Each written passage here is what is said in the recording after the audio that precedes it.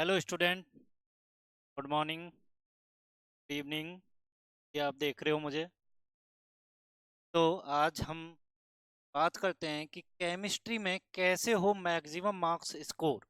यानी कि केमिस्ट्री में अगर आप मार्क्स मैक्सिमम लाना चाहते हो तो उसके लिए क्या स्ट्रेटेजी होनी चाहिए, यानी कि क्या प्लानिंग होनी चाहिए आपकी कि आपके मार्क्स मैक्सिमम आए केमिस्ट्री में। तो आपको कुछ पॉइंट्स हैं जो आपको पता होने चाहिए। पहला तो ये पता होना चाहिए किस टॉपिक से ज्यादा क्वेश्चन पुट हो रहे हैं एग्जाम में, और वो टॉपिक कौन कौन से हैं जहां से मेजर क्वेश्चन बनते ही बनते हैं। जैसे कि आपका केमिकल बॉन्डिंग चैप्टर, फिजिकल में आपने देखा होगा केमिकल बॉन्डिंग चैप्टर में क्या, किसी भी एग्जाम को देख लो, चाहे वो जेई का हो चाहे नीट का हो, केमिकल बॉन्डिंग के मिनिमम दो क्वेश्चन तो आपको देखने को मिल ही जाएंगे।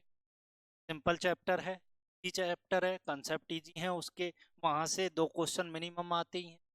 इसके अलावा थर्मो है आपका, थर्मोडायनेमिक से भी क्वेश्चन पुट होते हैं।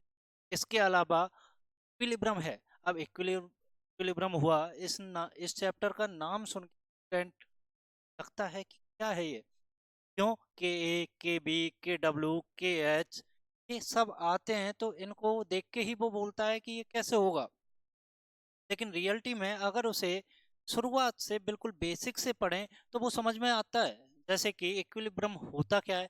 अब इक्विलिब्रियम में क्या केमिकल इक्विलिब्रियम ही है या फिर इसके अलावा भी है, आयनिक भी है या इसके अलावा भी है। तो इक्विलिब्रियम के भी टाइप होते हैं, जैसे कि आपने देखा होगा मैकेनिकल इक्विलिब्रियम भी होता है, इसके अलावा थर्मल इक्विलिब्रियम भी होता है। लेकिन अपनी केमिस्ट्री में दो ही इक्विलिब्रियम है, पहला है केमिकल इक्विलिब्रियम और दूसरा है आयनिक। दोनों ही सिंपल हैं, जिसमें डिग्री ऑफ डिसोसिएशन आता है, जिसमें सॉल्ट हाइड्रोलिसिस आता है, जिसमें एसिड बेस आते हैं।